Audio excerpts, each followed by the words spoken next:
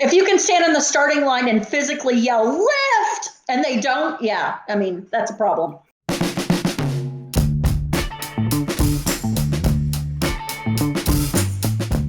Ladies and gentlemen, boys and girls, welcome to episode number 9 of Drag Racing Friends. Yes, Barrett can almost do that, except that fat thumb won't bend all the way in there, dude. But yes, so it's 9. This week, Barrett in the house again, and Ellen, who is with us, that she doesn't know what she's in for. She has no idea. I asked her a few minutes ago if anybody told her what the show was about. She had no clue. We started laughing. The second thing we laughed about was when Ellen said, "Is there anything we're not allowed to talk about?" Yeah, that's not a thing here. Yeah, so we're good.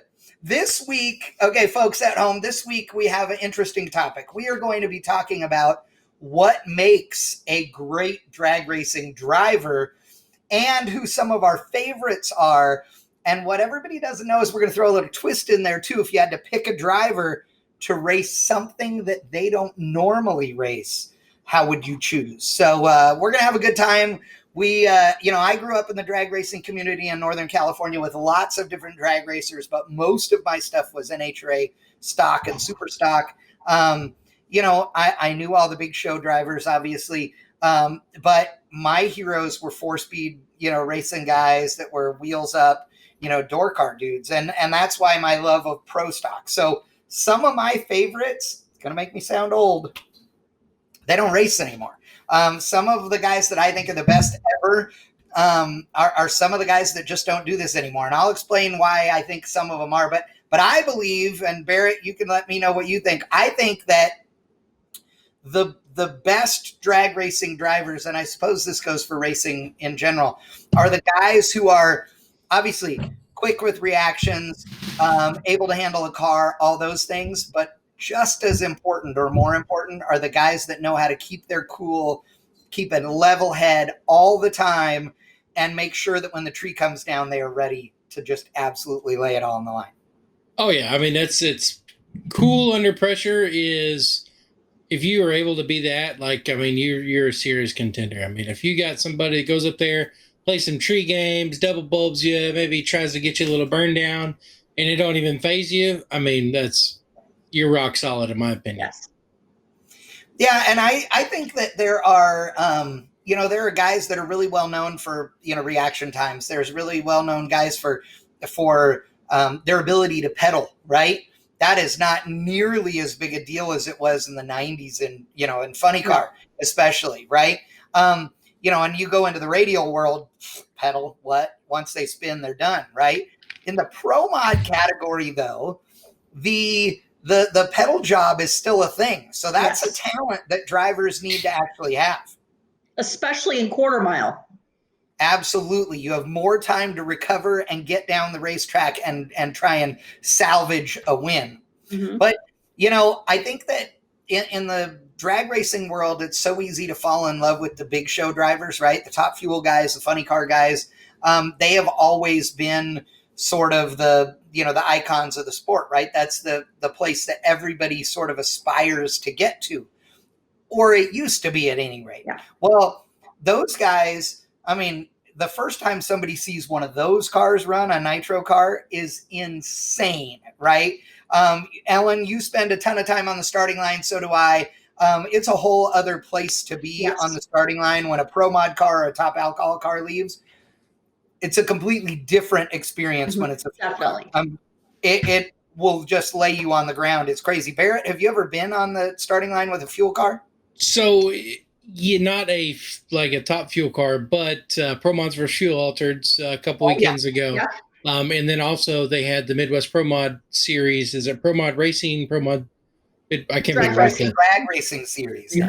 Drag Racing series had top alcohol funny cars. So I think that the fuel cars you get more of a hit because it's an instant jolt, right? The funny cars and like the alcohol cars, they're sending them to the moon. They're kind of pulling the clutch back a little bit and everything. So it's not just that sensory, just bam, But for me, I mean, watching the War Wagon and some of those other guys, the twin mag setups, just laying it out there, going, 798, 810 to the 6 is just, it's there ain't nothing like it. Oh, I agree. Okay, and so I think there's another level too. If you've never experienced nitro cars 4-wide, I've only done it once or twice on the starting line. Once you think you've got nitro cars handled, stand there when there's 4 of them and you lose your vision. Right. And you literally do. The air vibrates so violently. Well, okay, so that brings us into our video, our insanity segment, where all 3 of us are going to click on the link that's in the chat. We are all 3 going to watch this at the same time, and I want everybody, all of our reactions. So on the count of 3, click the link, okay? You guys ready? Ready. 3, 2, 1, go. Click. Interesting.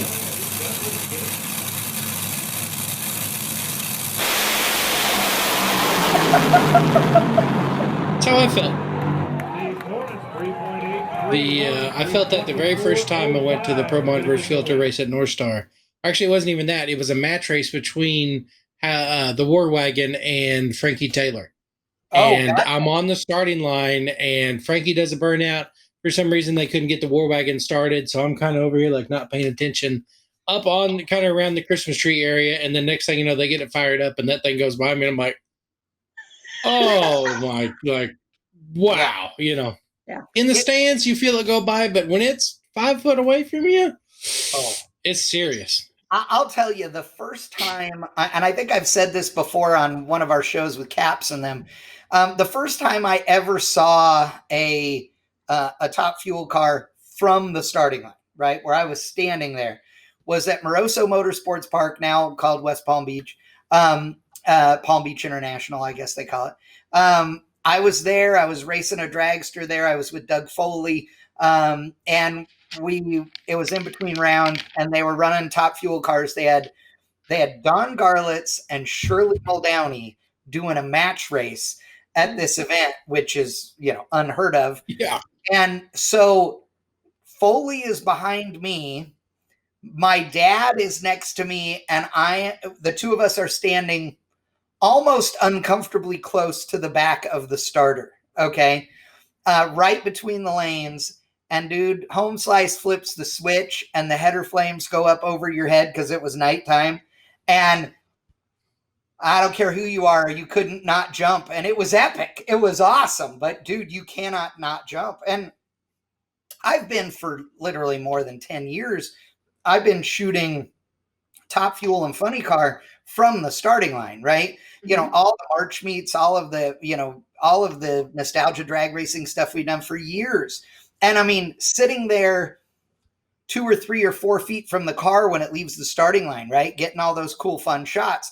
Well, even though it's going to leave because you're watching the tree, right? It still requires a level of concentration not to jump. Yes. It does. And I don't care who you are. And even the guys that are regular crew members on a nitro car, I'll bet you money if you hook them up to like the monitors, I'll bet you that their heart, makes one quick little jump. I'll bet you that their body, even though they don't realize it, like tenses up. I mean, it has to, dude. It's surreal how crazy it is.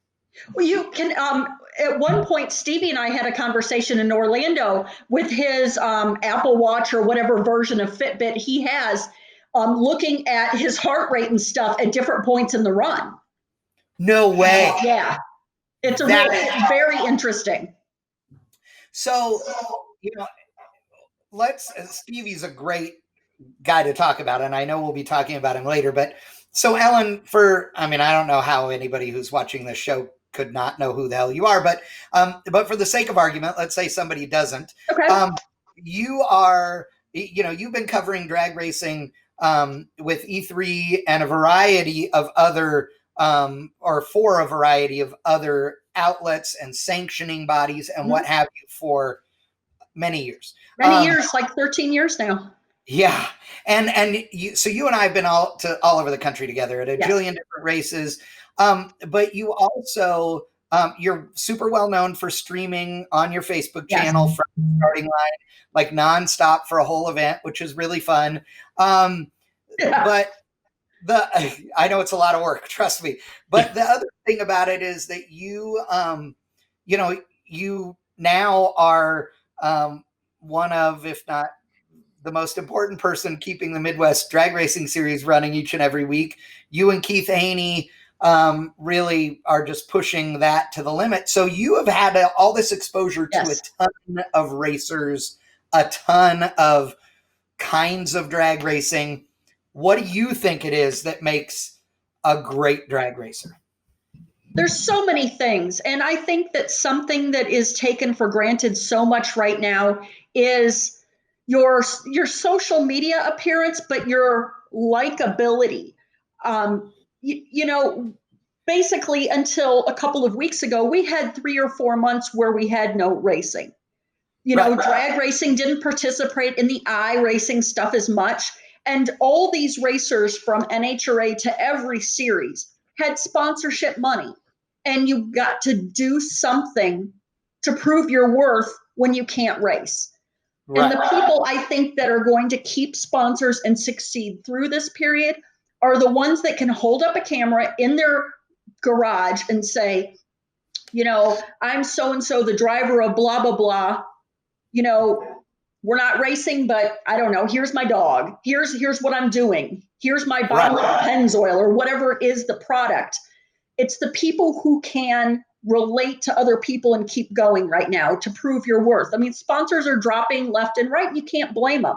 But you've not only got to be good out there racing, but you have to be good behind the scenes. And we've never seen that as much as we've had to see it right now. And you know what? I'm glad you brought that up, because here's the thing. To me, the social media presence is not enough from a driver. In fact, I think it's overrated sometimes. Mm-hmm. I think what you said, their likability, that's key. And the reason I say that is if you're a complete asshole, with rare exception, people are not going to like you. There will be some people that do, but it's usually other assholes. Yeah. Right. Exactly. And so the thing about it is, I think that what you've seen in this whole scenario of COVID and everything else is that good people are proving themselves to be good people online. You can see them, right? I want to see, Ron Capps and his brother John hanging out at the winery, mm-hmm. right? I want to see whoever hanging out with their dog, right? I want to know they're human and all of that. Yeah. I want to see, what's their training regimen? What are they doing to, stay on top of things with the tree? Okay, NHRA's big show isn't happening. Are they running a bracket car? Whatever, right? But the people that are not very personable, that are not very likable, they're not going to be good doing that stuff on camera anyway, right? It won't come off genuine because they can't look at the lens of the camera and imagine the people on the other side and therefore be talking to their audience through the camera. It's why you see so many cool artists lately that are streaming every week. And it's awesome, right? Yes. Like you can tell the people that actually can sing worth the shit. You can tell the people that are really nice and who genuinely want to connect with people. Those are good people. And I think you are right. I think, yes, they want to see your big reach, but I think that they know that the value of that reach is more if you're somebody good and personable and likable and all that, And the real factor that you can set up your laptop like any Joe and do a show. Like we're doing this. We're not in a studio with perfect lighting and we're not all made up. We're doing what we can do now. We can't all travel and be together. You're not going to have a studio audience of stuff. You've got to prove your worth right now more than ever. Yeah, we're definitely not in the studio. I mean, you can't see it, but to my right is a freezer, and then to the left is a giant gun safe. But it looks like I have a studio right here, but no, this is just a wall. And same deal. For me, you can't see that Oh, wait, I forgot I have the other camera. So the recording camera is not the camera that you guys see me on. So the camera, so right there is my TV. This is a corner of my living room that just happens to have this stuff hanging on the wall, right? So, yeah, and you're right. But how cool is that, too? People get to see inside our living rooms or, Ron Cap's living room or whatever. That's pretty cool. It's fun to see that stuff. It's fun to hear somebody go, oh my God, I got groceries delivered today and they didn't bring me avocados. They brought cucumbers and whatever. You know what I mean? And you laugh about it because we're all in the same boat, Yeah. As much drag racing as I had done and known in my life when I moved to Indy and I worked for Pedregon, my first full day in Indy, we all went out to eat at this local restaurant. And I was standing at the salad bar, scooping lettuce on my plate next to John Force. And that was such a real moment to me. I'm like, oh my God, John Force is eating salad. I race with, I stand next to him. We're all in this together, but they're the real things you mentioned, you remember. And we've all had a memory in our life where someone in drag racing was maybe a jerk to us. And that'll stick in our minds forever. It's the things like that you build on. If you see Leah buying groceries, wow, it's relatable. She does that. Or somebody going to the lake, they do that. So, Barrett, you,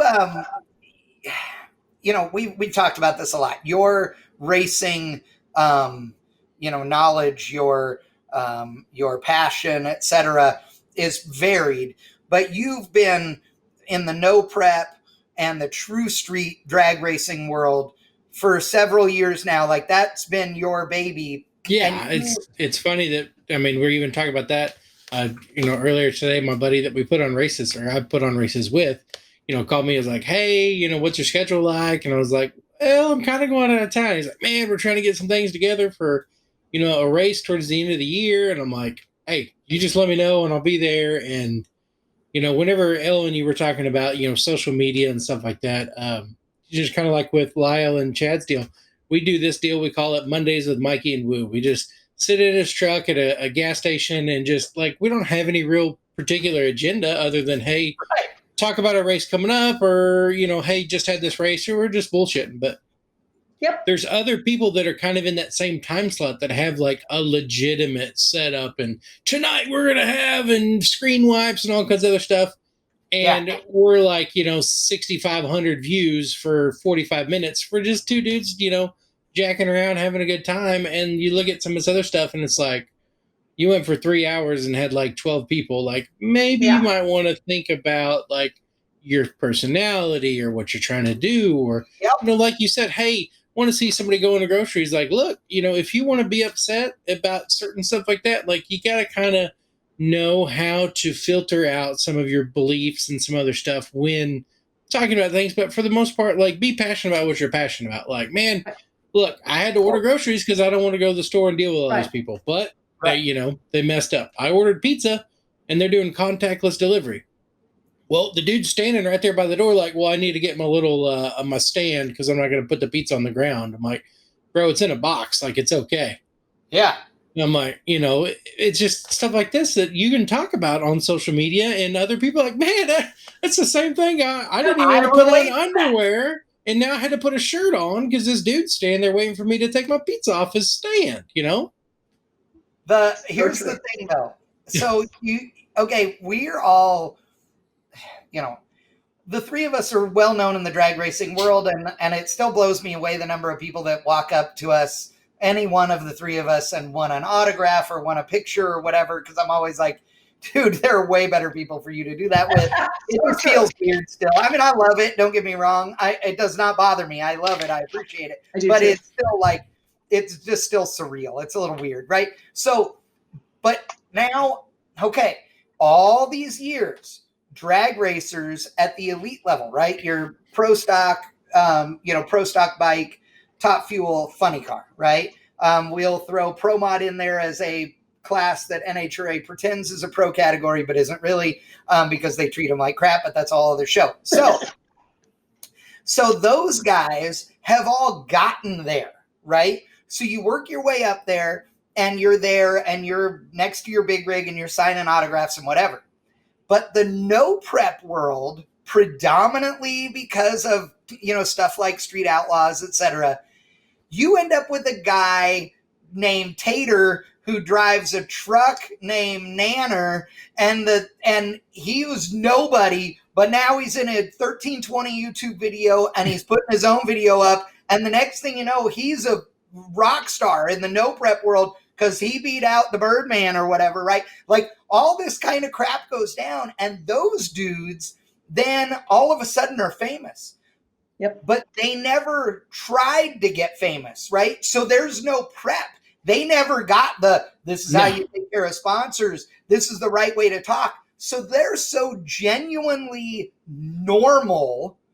What people like. Love it. They love it. And sometimes it's bad because sometimes they're so weird. You're like, this is not good. But generically speaking, you end up with these normal people that somehow, some way you can relate to, either personally or because you got a buddy that's that screwed up or whatever. That's a game changer, dude. That is a game changer. I remember I've seen racers get off the top end that, their only words out of their mouth was, I just got my ass kicked by Stevie and I'm so excited. Right. Yeah. Wait till Stevie's number 1 qualifier and Taylor Laster, who's number 16 qualifier, puts them out first round. They're a little like, turned up. I'm just like, hey, I didn't even know what happened. Hey Taylor, how'd it go? I'm like, oh, okay, all right. You turned up. All right, that's what I like. Let's have some fun here. But so who are I guess I'll start with you, Barrett.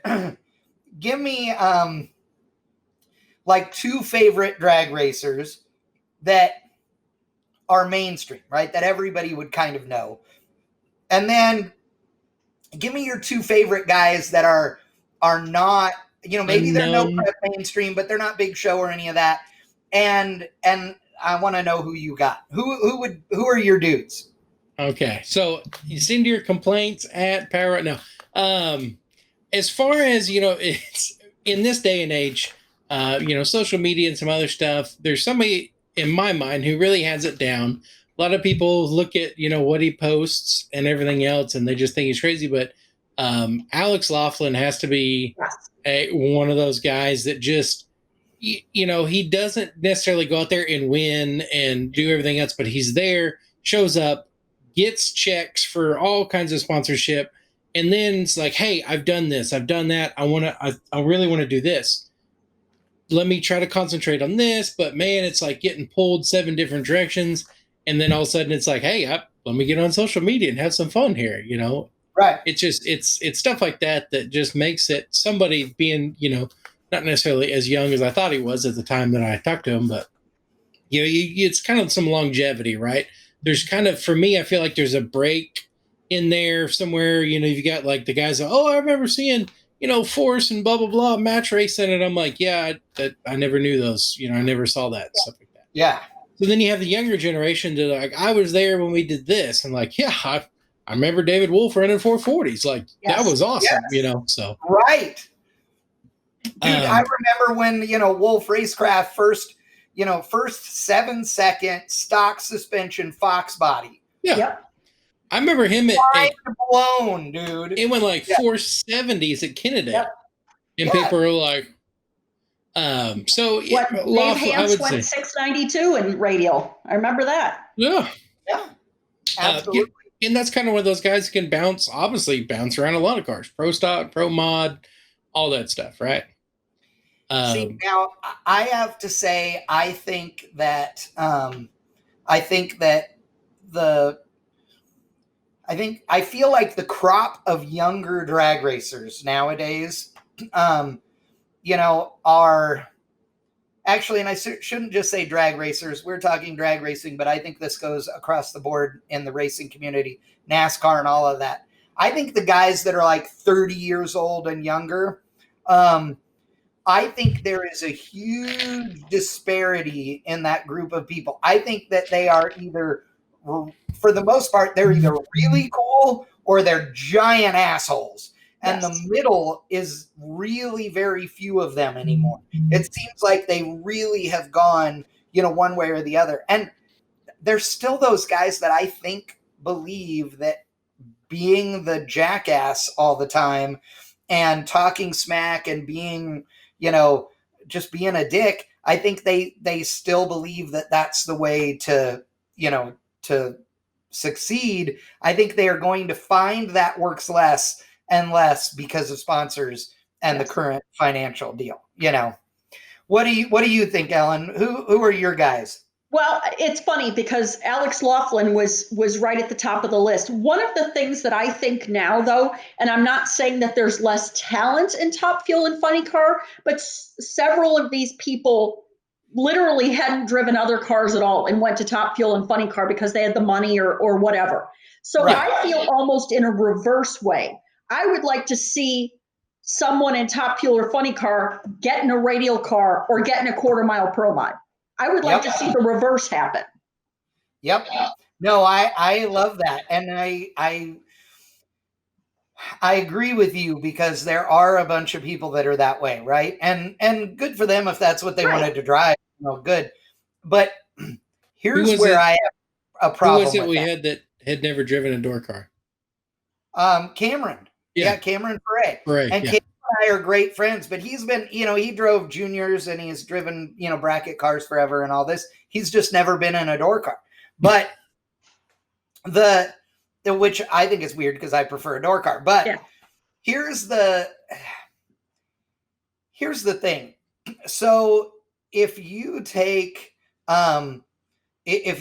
somebody, insert anybody, Bob Smith, Top Fuel driver.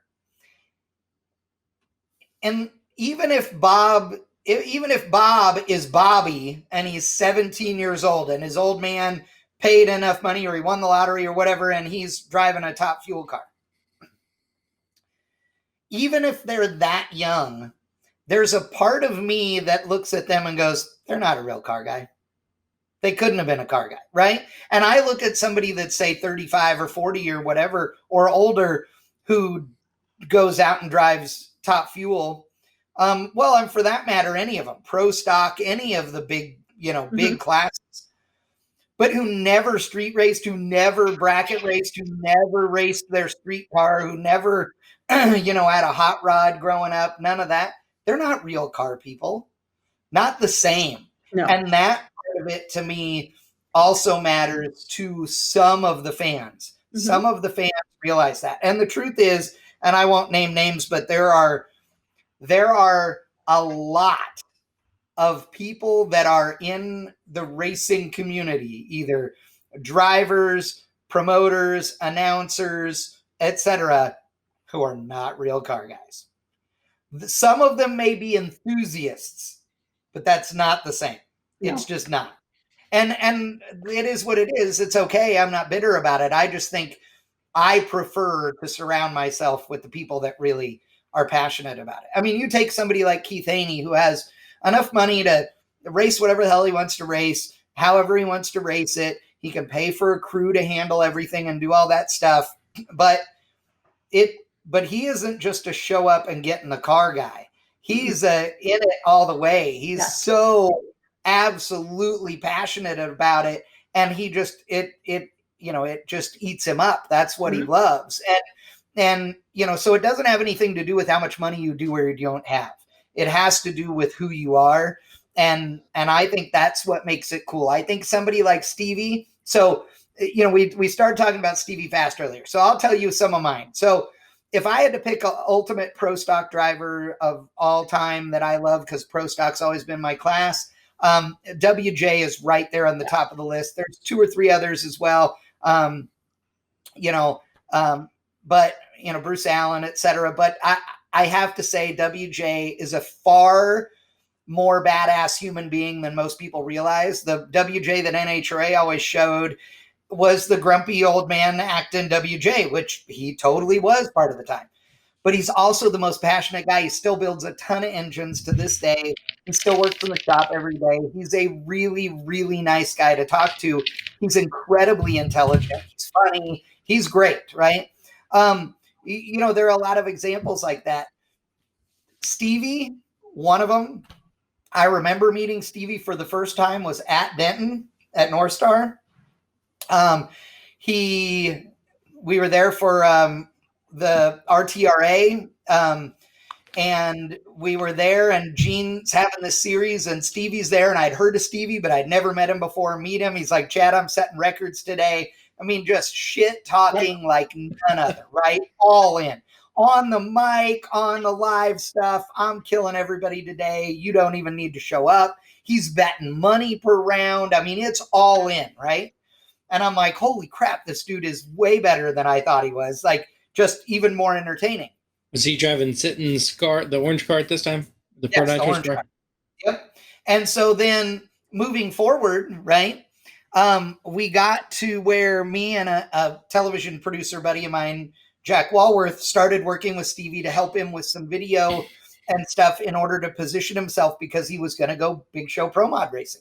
And he said, I'm going big show pro mod racing. And everybody's like, you know, but he had made the deal. Nobody knew it, but he had the deal. He was ready to go out there and do it. And he said, I am going to show up, and I'm going to be this Stevie Fast, and I am going to rip everybody's ass. I'm going to make NHRA yell at me and tell me to stop it. I am going to be that asshole on the camera, because I am going to show all these guys they need to take me seriously. And he did that, but way less than even he thought he was going to do that. Yep. Right?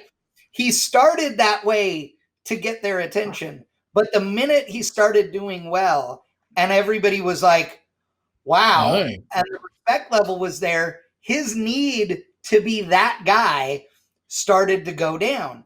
And the thing that most people don't know about Stevie is, if you don't spend any real time with him, you won't understand that smack talk grudge race Stevie was going to the street because that's what he needed to do in that circle. Yep. But he's also one of the most professional, well-spoken people you are going to find at the drag strip. He's incredibly intelligent. He does not speak, well, you know now because you see him on NHRA stuff. He is very well-spoken, and he does not talk all the smack all the time. And he is just one of those people, though, that if you're around him, it's infectious, his excitement and passion. What people don't know is he's tuning multiple cars every single weekend that he's at the races. For guys like Chad Henderson, I mean, talk about shoes to fill. They are great. You're going to go from Monty Smith, who helped develop Holly EFI, who was one of the gurus of nitrous, who helped Chad win Wallies and all of these things for decades. And you're going to come in now and try and take over for him, because obviously Monty passed away. And the relationship that Stevie and Chad have is awesome. I know both of them really well. They do great together. They've been successful. They're having fun. Yeah. And they are becoming friends, right? That Chad and Monty relationship will be something that is never replaced. I mean, it was a whole other level. Those two were like brothers. But when you see somebody like Stevie and all those aspects of him, he's a tuner, he's a hell of a driver. Although I would argue with him, and I've told him this before, I think he has about a half-second delay sometimes on when the right foot should come off the pedal. It's bit him in the ass a couple of times in history, but dude, he's still a great drag racer, and I believe that he could get in anything and drive it well because he's intelligent enough to listen to the people that know, who are telling him what he needs to do in those cars. That is something I think a lot of drivers are missing. We get cocky as drivers. You're like, fine, steering wheel and a throttle, I can drive this. You should listen to the instructions first, right? Yes. I've known Stevie probably 12 or 13 years. I was on the starting line when he won his Orska championship. I watched him pull into the racetrack and not know what he was doing and being the nobody. The orange Mustang, watched it flip over backwards. And, I was at that first NHRA race when I was standing there, and I have a picture of he and Phil at the bottom while the car's coming out of the trailer on the lift gate. And Phil says to him, "You got your tech card, right?" And Stevie's like, "Tech card? No, I didn't get the instructions. What?" And Phil's like, you fill out your tech card online, Stevie, and you print it. And Stevie's like, so I'm been at NHRA for 5 minutes now, and I'm going to be in the penalty box. Like, that was a real moment. He's done everything and been there, and here he is unloading the car, and it was like, what? Yeah. Like, you mean I've made it to NHRA and they don't do things like every other track I go to ever? No. Yeah. And Phil knew it all, but he apparently didn't pass some of the stuff on to Stevie. And then he's like, you have to get your credentials. And he goes, where's that? I'm like, the black trailer out by the road. And he's like, black trailer? You need, here you go. Yeah, they give you your wristbands there. Just think of this. However easy it is at every other race you've been, because you roll in the gate and some girl's at the gate, she gives you your wristband and then hands you your tech card and you fill it out and take it to tech. Just get rid of anything simple and logical and make it NHRA, which means you're going to have to do 46 damn things to do the thing you could do anywhere else in 2 steps. And not that he's a very big informational putter-oner. It's usually Stevie Fast, 69, at the bottom, that's it. There's no other. It's like, everybody knows, but we got you, player. It's cool. Right. Or anywhere else, he's like, oh, it's Stevie Fast. At NHRA, he's like, oh, there's that punk Stevie Fast. So he knows what to do. Steven Jackson. So one of my other favorite drivers, I have to say, and you guys, you're going to laugh, of course, because later I'll deny I ever said this, but Lyle, right? So Lyle and I are very good friends, but if he sucked, I'm going to say he sucks, but if he really sucked, I would tell him he really sucked and shouldn't do this. But he has what's interesting about Lyle is that he and I have this ability to get each other fired up, both positively and negatively. And we have lost our minds a few times at a level we should not have lost our minds at. But his ability to go into racer mode the minute the tires start spinning in the water box and throw everything else out the window is one of his strongest things. I mean, we have had cars that don't work right every time we've gone for any of these competition shows. And every time something has broken in the water or whatever, and he is having to punt to get down the racetrack. And every time he gets in the car and he just does it, And so, and I know that he'd love to race like a pro stock car. We talked about it on the show a week or so ago about, driving pro stock, and I'm lucky enough to have done that. I love it. I'd love to be back in a door car like that again. But the thing is, I know that he's the guy that's smart enough and capable enough to get in anything and be able to get good at it with the proper instruction, information, coaching, whatever you want to say. And I honestly, I know a lot of guys that I think could do that kind of stuff that aren't maybe as well known. I mean, Justin Martin, that dude is great in a race car. Dude, I mean, he's one of the nicest guys ever. Also, again, it comes down to him being nice. And he has just that gorgeous Nova.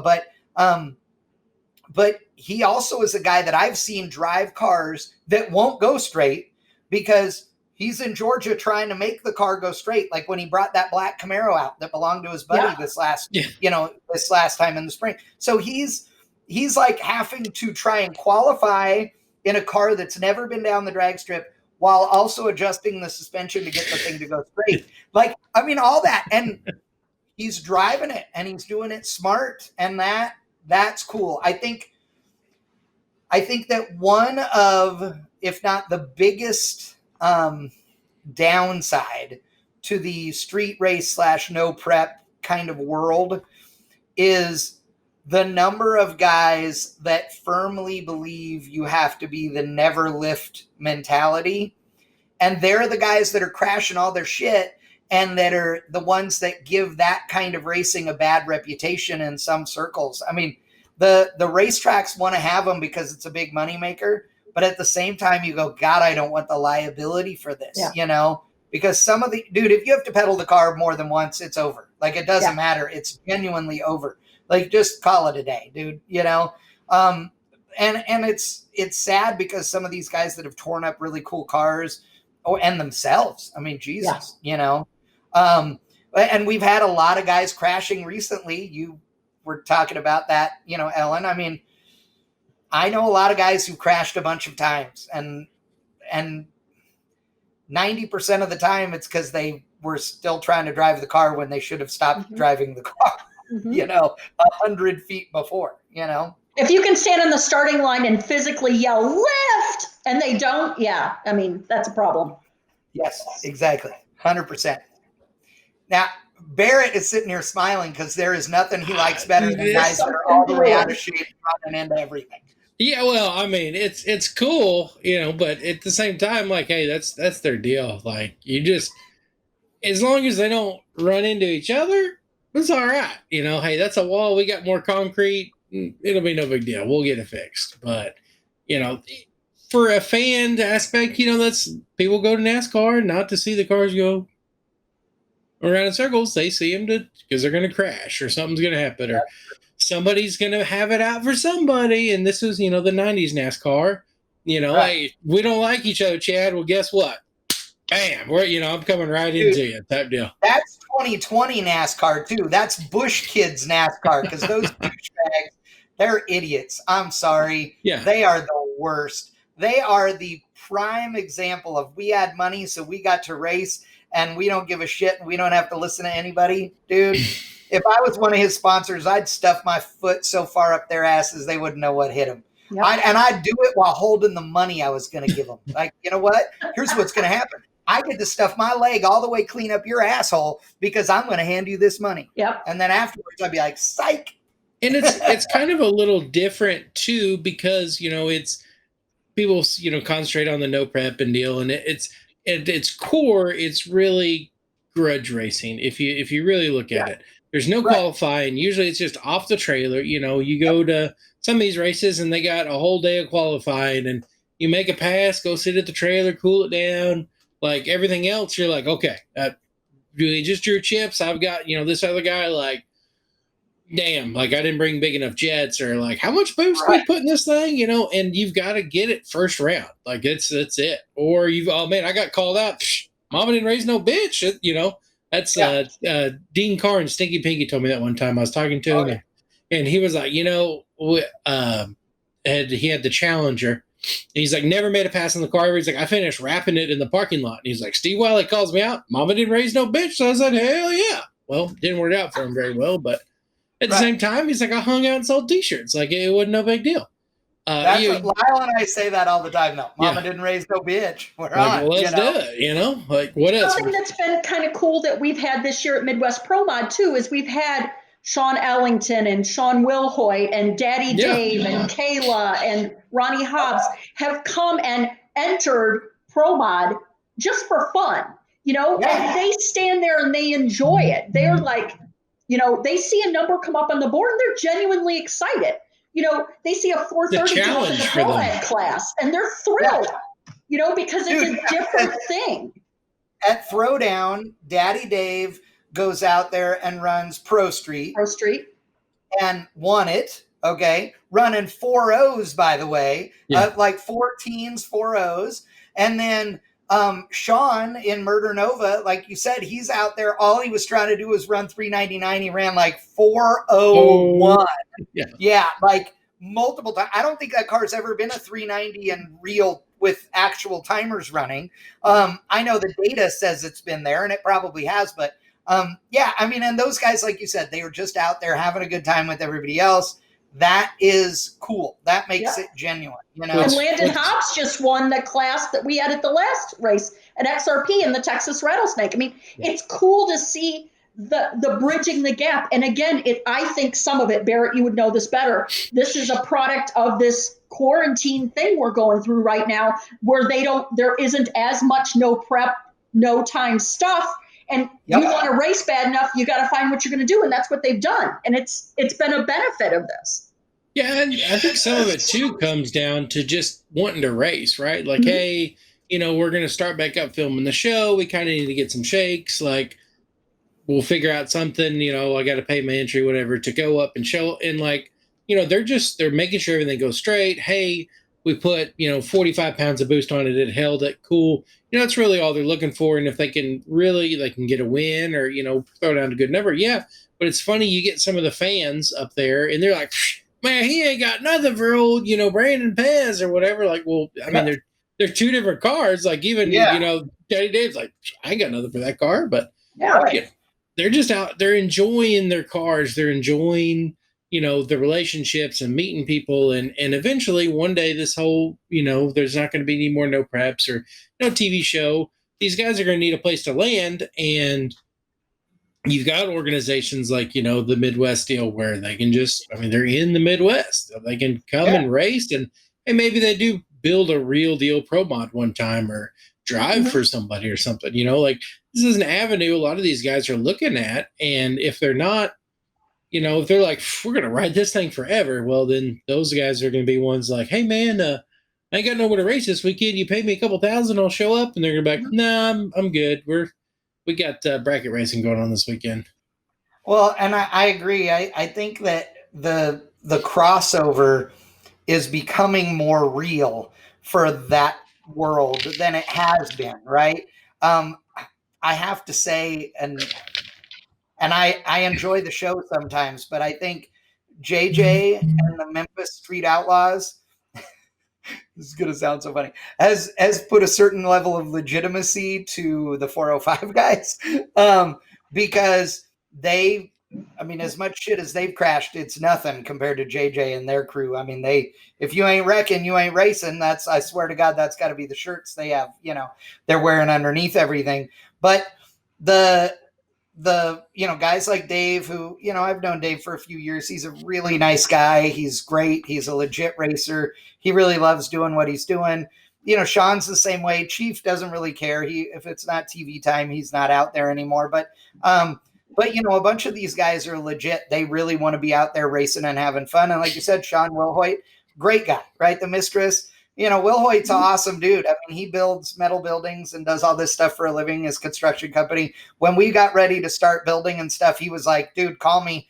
I'll give you a quote on stuff, like, and I'll give you any advice you want and whatever. I mean, he's just, he's awesome, and there are a lot of people that are that way. And I think that more and more we are realizing that there are a lot of ways to go fast. There's a lot of technology that will get you there. It's all into what you like, nitrous versus turbos versus blowers. Oh my. But if you're going to be successful in the long term and be able to have some stiction in this world, you don't always have to be nice, but you got to be a good person and somebody that's likable. That was the perfect way to put it, Ellen, is that, you may rub some people the right way, but the majority better like you, I do a lot of sponsor proposals off and on. And one thing that I tell somebody is you have to find a way to be unique. But here's the one selling point. You get in an elevator right now with Bill Gates and you're going to the 25th floor. In 25 floors, you better figure out how to make Bill Gates remember your name. And that's not rehearsed. You're not handing him a pack of paper. You're not like, here, look at my PowerPoint. You're like, you got 60 seconds to make Bill Gates remember you. And that's where you have to build yourself from. Right. I ran into... Go ahead, Barrett. No, go ahead. Well, I ran into a similar situation. The very first Bristol no prep race thing that they had. Flew out there, announced all that cool stuff. Went in the airport the next morning. I got a nitrous outlet shirt on, and I had not slept but like 20 minutes in the airport parking lot. And there's this guy talking to me, and I'm just like, yeah, okay. And he said, he goes, what kind of ET does it take to win that deal? And I was like, that's not a normal, just, yeah, brother type deal. So I was like, I said, man, them cars, they're probably 430s, 440s, something like that last night. And he was like, oh yeah, he goes, yeah, me and the guys were thinking we could get the old Pro Stock car to run that. And I'm like, my bad. Like I'm not a Pro Stock guy. And so we keep talking and, we're talking about everything. And he's like, yeah, we're going to get a burnout contest going to get the fans into it. And I'm kind of like, I'm waiting. I need some help here, guy, and he's like, you don't know who I am, do I? And I was like, ding, like, nope. Yeah. And he was like, oh, I'm Alan Johnson. I was like, nice to meet you, Yep. guy. Like, Yep. cool. You know, like I don't know how to. Yeah, funnier than hell, dude. right. And you so, want to have a good time? You put Alan Johnston and Kenny Koretsky together. Oh, yeah. Holy At the casino. shit. yeah, so we end up talking for like an hour and a half, and I'm like, man, if you'd have just led with Alan Johnson, Pro Stock driver, yeah, I would have been like, sweet, because for the first 20 minutes of our conversation, I'm like, okay, this, who is this guy? You know, you get that likability deal, and it's like you said, you get that 20, that 25 floor elevator deal. I'd have been like, yeah, I'm not buying. Like, I don't know, but you get these other people that just are like, hey man, what's going on? It's like, oh, I know who that is. Yeah. And like you're, I know that you're that driver or this driver or whatever. And it's just like, that's kind of the disconnect that a lot of guys don't necessarily understand. And some of people, they feel like it's a switch, right? I knew a lot of the Midwest guys when the show first came on, and they had a problem. Like you said, no coaching. They just, boom, they're on TV. Everybody, they're famous. People are driving by their houses and stuff like, hey, man, they're like, I don't know how to turn it on and off. And I'm like, well, I mean, you ask my wife, this is me 24/7. Like my switch is broke. That's the easiest way, I feel like, to be, just a good, genuine person, fame, whether it's TV, racing accolades, whatever. A lot of people, it changes people. And a good friend of mine said, no, it doesn't. It just amplifies the person. If you're shitty with money, you're going to be shittier with a lot more money. Like, know. Well, Racer should be a person you want to sit down and have lunch with. You should want to have lunch with them. If you're like, ugh, I couldn't stand to listen to him, that's a problem. Oh, I agree. Well, the producers are griping at me in my ears. Dimitri's like, get done, for the love of God. Shut up. This is so much fun. I want to do this every week. I know. Okay, so Ellen, we'll talk more because I have something we want you on, and Barrett too. As we're getting ready to wrap up this season, we only have one more episode. To everybody that was watching for this episode of Drag Racing Friends, big thanks to my partner in crime, Barrett Green, and of course, Ellen. Thank you so much. Okay, Ellen Eschenbacher. Okay, everybody destroys your name. Yeah.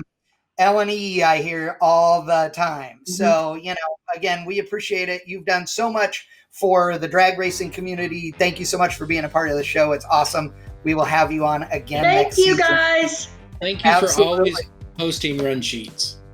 Oh, dude. No matter what, if there's a race going on, I bet you Ellen's got the run sheet. Hey, look at that. There we go. Ellen's got them. Dude, I've been at races where Ellen was not at the race that she was posting run sheets for. Yeah, it happens. Look, it's that. Yeah. All right, everybody at home, we are all in, all done. This was episode 9 of Drag Racing Friends. Thank you for joining us. We will see you next time right here.